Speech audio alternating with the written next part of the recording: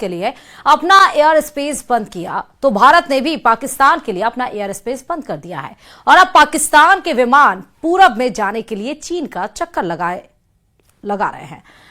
जाहिर है भारत के एयर स्पेस स्ट्राइक से पाकिस्तान की एयरलाइन कमर टूटनी तय है।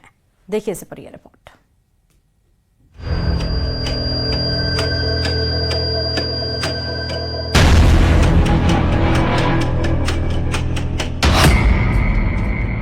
पाकिस्तान पर एयर स्पेस स्ट्राइक।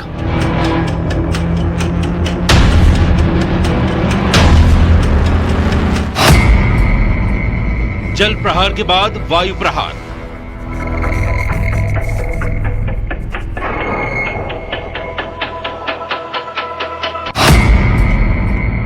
एक के बाद एक भारत की स्ट्राइक। भारत ने पाकिस्तान को करारा जवाब देते हुए अपने एयर स्पेस को पाकिस्तान की उड़ानों के लिए बंद कर दिया है। पाकिस्तान ने भारत के लिए अपना एयर स्पेस बंद किया, उससे भारत को ज्यादा फर्क नहीं पड़ने वाला, लेकिन पाकिस्तान को पूरब में जाने के लिए भारत के एयर स्पेस की सख्त जरूरत है। लेकिन अब उसको ये सहूलियत नहीं मिलने वाली और उस पर एयर स्पेस वाली स्ट्राइक से उसका तगड़ा नुकसान होने वाला है। भारत के ऊपर पाकिस्तान एयरलाइन की उड़ान बंद। पाकिस्तान के प्राइवेट जेट भी नहीं भर सकेंगे उड़ान। पाकिस्तानी मिलिट्री के विमानों को भी इजाजत नहीं। पीआईए के लीज पर लिए विमानों पर भी लगाई गई पाबंदी। पाकिस्तान के लिए भारतीय एयर स्पेस पूरी तरह बंद। अब पाकिस्तान के विमानों को कहीं भी उड़ान भरना होगा तो उसे पूरे चीन का चक्कर लगाना होगा और ये भी संभावना है कि उन्हें चीन में उतरना भी पड़े ताकि आगे के सफर के लिए वो ईंधन भरवा सके। जाहिर है भारत ने पाकिस्तान की कमर तोड़ने वाला एक और फैसला लिया है। इसका सबसे बड़ा असर पाकिस्तान इंटरनेशनल एयरलाइंस की कुआलालंपुर जाने वाली दो रूट्स पीके 8945 और पीके 8989 पर पड़ा है। पहले ये फ्लाइट्स लाहौर से भारत होते हुए कुआलालंपुर जाती थी, जिससे दूरी कम और वक्त बचता था। लेकिन भारत के एयर स्पेस बंद करने के बाद अब इन्हें चीन होते हुए जाना पड़ रहा है। इस नए रास्ते से 3 घंटे ज्यादा समय लग रहा है। कल से ही ये फ्लाइट्स नए रास्ते पर उड़ान भर रही हैं। जैसे को तैसा की नीति पर चलते हुए भारत ने साफ कर दिया है कि जवाब अब सिर्फ जमीन से नहीं आसमान से भी मिलेगा। भारत एक ही जगह से नहीं पाकिस्तान को हर जगह से तोड़ रहा है। कभी डिजिटल स्ट्राइक, कभी वाटर स्ट्राइक, कभी डिप्लोमेटिक स्ट्राइक, कभी इकोनॉमिक स्ट्राइक और अब एयर स्पेस स्ट्राइक। वही पाकिस्तान ने अपना एयर स्पेस बंद करके खुद अपने पैर पर कुल्हाड़ी मारी है और उसे लाखों करोड़ डॉलर की चपत लगने लगी है। पाकिस्तान को भारतीय विमानों से मिलने वाली ओवर फ्लाइट फीस का अब नुकसान उठाना पड़ेगा।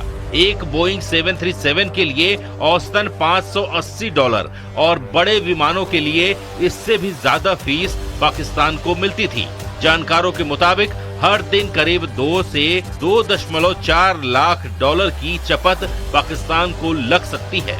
लैंडिंग, पार्किंग और अन्य शुल्क जोड़ लें तो कुल नुकसान $3.5 लाख तक पहुंच सकता है। इससे पहले पुलवामा हमले के बाद भी पाकिस्तान ने भारतीय विमानों के लिए एयर स्पेस बंद किया था और उस दौरान उसे करीब $100 मिलियन का घाटा उठाना पड़ा था। लेकिन इस बार उसे दोहरी मार पड़ने वाली है। पाकिस्तान के रक्षा मंत्री ख्वाजा मोहम्मद आसिफ के तेवरों में 48 घंटे में जबरदस्त यू टर्न देखने को मिला। 2 दिन पहले तक भारत को युद्ध के लिए ललकारने वाले ख्वाजा अब अल्लाह से दुआ कर रहे हैं कि जंग ना हो। उनका कहना है कि हालात तो युद्ध जैसे बन रहे हैं, लेकिन पाकिस्तान की तरफ से कोई लड़ाई शुरू नहीं की जाएगी। उनके इस बयान से साफ है कि युद्ध की धमकी देने वाले अब डर से कांप रहे हैं। देखिए रिपोर्ट।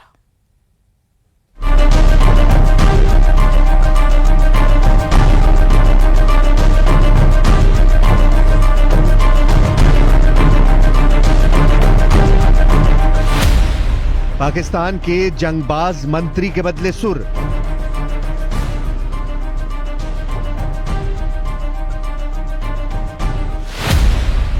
ख्वाजा बोले, अल्लाह ये युद्ध टाल दो।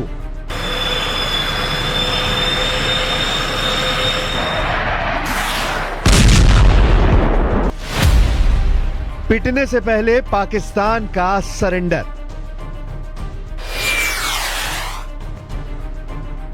पाकिस्तान के युद्ध उन्मादियों की हवा खराब हो गई है।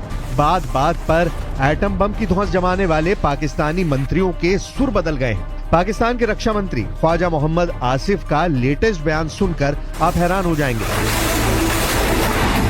ये वही ख्वाजा हैं जिन्होंने भारत को युद्ध के लिए 2 दिन पहले ललकारा था, लेकिन अब जनाब का नया बयान सुनिए। बंदे ने अल्लाह से युद्ध को किसी भी हाल में टाल देने की दुआ मांगी है। कहूँगा कि एक क्लैश की सूरत हाल बिल्कुल नज़र आ रही है। अल्लाह करे एवर्ट हो जाए, हम कोई जंग मुसल्लत हमारी तरफ से तो कतई तौर पे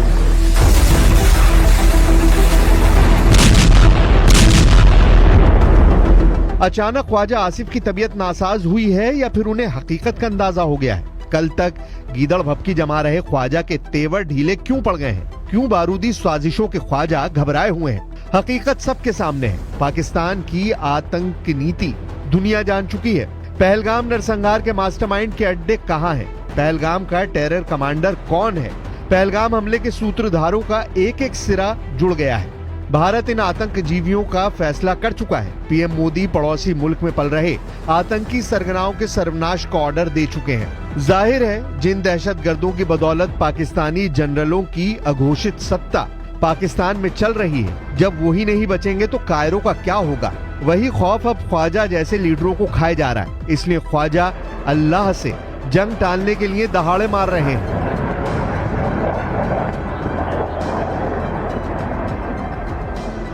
कहूँगा कि एक क्लैश की सूरत हाल बिल्कुल नज़र आ रही है।